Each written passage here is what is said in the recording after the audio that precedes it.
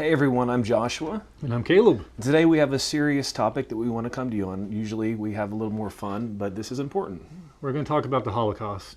And as Jewish people, we sort of have that emotional, that spiritual link to what happened in the past whenever we read about it or wherever we hear about it. I mean, we've made plenty of programs that Still Levitt presents about the Holocaust, and we've gone on location.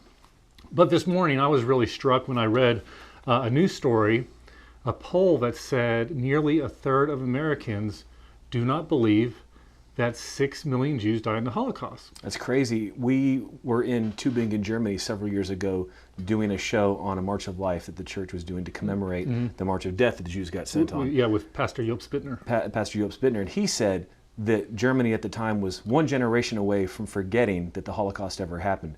Every new generation that happens on this earth, we run the risk of forgetting those that came before us in some way. That's true, and it's not being taught properly, obviously, in public schools in America. And it wasn't that everybody, this third of Americans, didn't believe that the Holocaust happened. It was just like, oh, they're kind of over-exaggerating. Maybe it wasn't 6 million people, maybe it was 1 million. And there was a lot of confusion with that because it's a dark topic, and people don't want to be reminded of the mistakes of their past or the suffering of their past.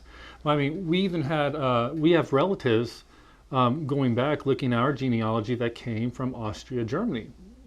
We could have had relatives that perished in the Holocaust. We don't know because our mother was an orphan. But if we forget those lessons from the past of, just letting small little increments, amounts of our freedom being taken away just for the sake of maybe, making life easier for us, or maybe because there is hate in the world. There's a fear today that the focus will always be on hate if we talk about hate. That's true. And that couldn't be further from the truth if it's in the right context. That trip with Zola Levitt Presents to Tübingen, Germany was so powerful for me personally because I was interviewing Germans who were living in the same home that they were living in World War II. They watched the Jews being marched to death in front of their street and did nothing to stop them because of their shame and fear of what would happen to them. Shame and fear is a cycle. If you give into it, if you give into the idea of ignoring the truth, then you will have a generation that repeats it, because ignoring something or forgetting something is about the most ignorant concept you have. We grow by building on our past and improving where we've been. Yeah, and remembering the mistakes of our past and trying to succeed where others in our past have failed. And it's not that, we want to forget everything of our past, and it's not like we want to glorify our past. There has to be a balance in all things. But there is a lot of wisdom when it comes to seeing how other people live their lives, where they failed, where they've grown, where they've benefited, and trying to model ourselves to be better in respect. That's why the Jews, they have a lot of sayings such as never again, never forget. These are sayings that they say to remember the past, not necessarily to idolize it, but to use that as a springboard and to grow. Unfortunately, I've heard people say before today, well, I'm not Jewish and that didn't affect me, so what's the point? The point is, what happened in the Holocaust happened to the Jewish people, but hate can happen to anyone.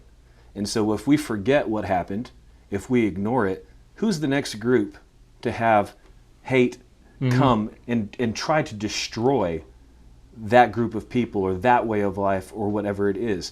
You take great care and caution as a parent to instill the truths into your children so that they don't touch the fire and burn their hand, so they don't run out in traffic.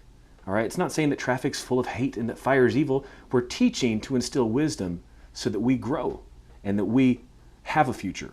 And we know, according to the Word of God, that this isn't the first and it's not the last genocide of His chosen people, that there will always be hate against His people, and that in the end times, that hate's going to return in the body of the beast.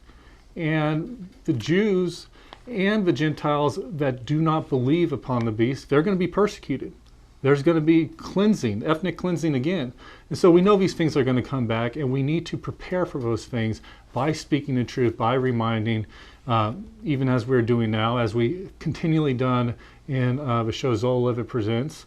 And it's a hard thing to do, but we encourage y'all to remember, we encourage y'all to honor those who have sacrificed their lives. And we encourage y'all to love those who have survived and have gone through that and their families, because it's hard for them. Know where you came from. Know where you're going and stand for something.